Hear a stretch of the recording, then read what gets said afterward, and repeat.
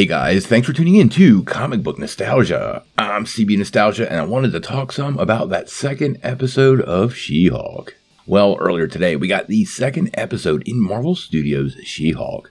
And boy did it set up quite a few interesting details. We had some pretty awesome Easter eggs throughout the episode, and one of them in particular seems to set up and confirm a major Marvel storyline headed our way. That would be World War Hulk. Let's take a couple minutes to break down the 3 big Easter eggs from this week's episode, talk about what they might mean, and how big of a deal they are or are not. Now, before we dive into all 3 of these though, I want to be really clear. This is really spoiler heavy. So if you haven't seen the episode yet, please don't let me ruin it for you. Make sure you check that out and then head on back. This episode was a complete World War Hulk setup. It's obviously not been announced at Marvel Studios yet, but it has been long rumored and it appears to be all the pieces are not only in place, but moving forward.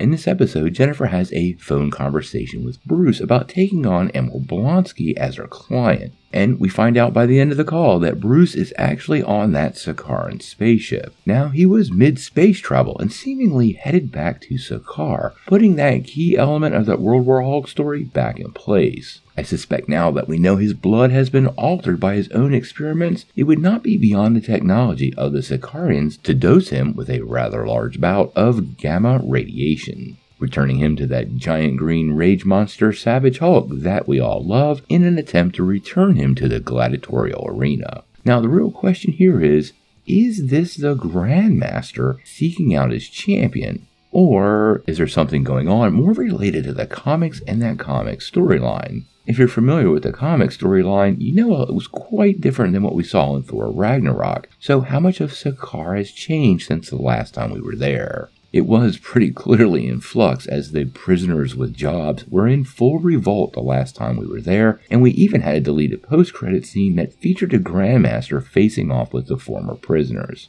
Now, one thing I'll add with the Hulk being in that spaceship is he was clearly there not against his will. When you looked around in that scene, I couldn't help but notice. You saw books and computers and other personal items that belonged to the Hulk perfectly set up in his chambers on the spaceship. This to me means the Hulk voluntarily went, and there is some other complicating factor that we haven't had revealed to us yet and should be pretty key on why he's going back to Sakaar. Also, don't forget, there has been multiple rumors of his son, Scar, being cast for the series. This might be a small cameo, but fans have wondered if this would be some sort of civil child support case involving Liv Tyler's Betty Ross, but now it appears the Scar from Sakaar rumors might be actually true. If you were paying attention, there was one quick shot this week that contained multiple Easter eggs.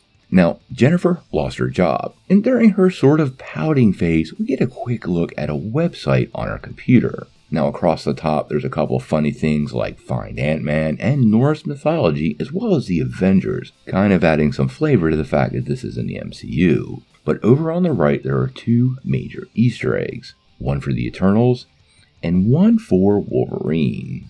As many of you remember, at the end of the Eternal, Cersei transformed the emerging Tiamat into a giant marble statue, leaving the ancient being frozen in place and partially sticking out of the Indian Ocean.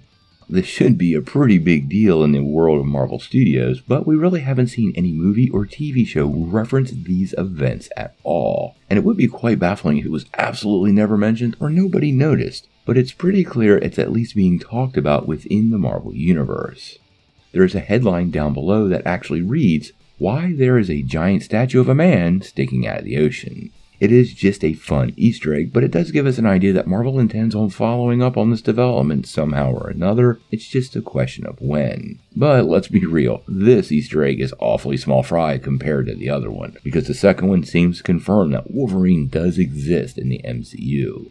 The other headline actually reads, "Man fights with metal claws in bar." And for Marvel fans, that has to be Logan. Not to mention, in the comics at least, Wolverine frequently gets into bar fights and never really shies away from popping the claws and dealing with anybody who poses a threat. So why wouldn't it be any different in the MCU? Quite honestly, there's absolutely no way this made it into the show without Kevin Feige's approval. And although I wouldn't really expect to see Wolverine pop up in the series, it is an interesting tease. Let's not forget that Wolverine actually made his first appearance in 1974's The Incredible Hulk 181. So it is a great place to tease his existence in the MCU.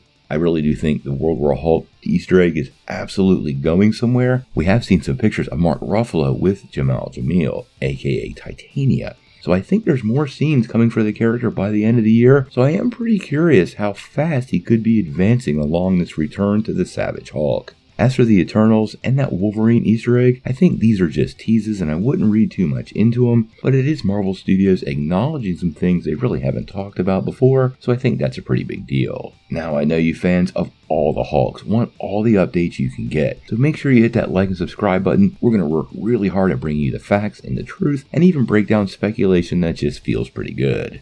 But until we know more, what do you guys think?